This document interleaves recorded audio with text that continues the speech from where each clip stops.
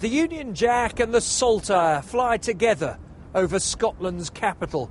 But Scotland's First Minister wants that to change. He wants Scots to have a vote on making this country independent.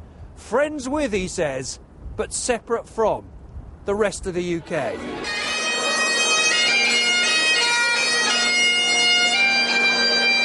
Alex Salmond knows that most Scots have never shared his dream, but the man who poses as Mr. Scotland believes that they do want a say on their constitutional future.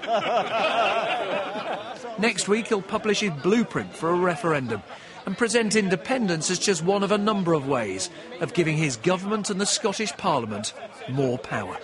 We're underachieving as a country. We're not fulfilling our potential. Independence doesn't give you the magic answer to all Scotland's problems, but what it does is to enable the society through its Parliament to have the powers to address these problems in a comprehensive way which we've never done before. Would I need a passport to come here? Would you need a passport to come to England? No, passports have kind of gone out of the European Union. You know, we've got 600 million people, we've got a common currency area for much of it, a common trade area, no passport, no Hadrian's Wall, not even a ditch. Independence, Alex Salmond is telling anybody who'll listen, is nothing you really need to worry your head about.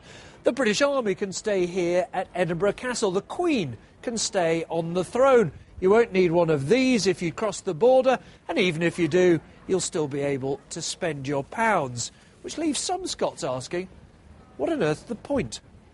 I don't think it would make a lot of difference, but it would be nice to know that we're separate from England and we're our own country. What about you? Would you like to have a vote on independence?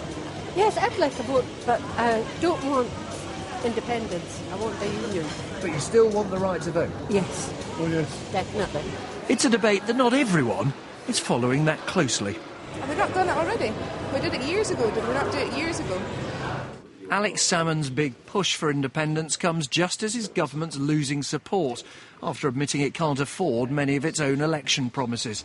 And Scots are being told by his enemies that they would have suffered much more if they, and above all their banks, had to face this recession on their own.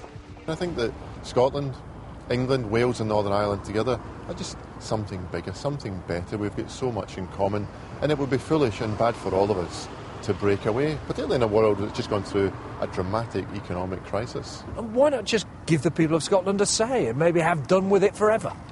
Most people in Scotland know this is a kind of minority sport. The SNP always believe in independence. It's the one reason why they exist. Those who want the Union Jack to stay flying over Scotland have the public and the Scottish Parliament on their side. For now. But a referendum could be a year away, and a lot can change. Alex Salmond's dream is that a Tory government, led by an Englishman with hardly any Scottish MPs, might persuade this country to embrace independence. And then, if he's right, Gordon Brown would be living in his retirement home just over there, in an independent Scotland. Nick Robinson, BBC News, Edinburgh.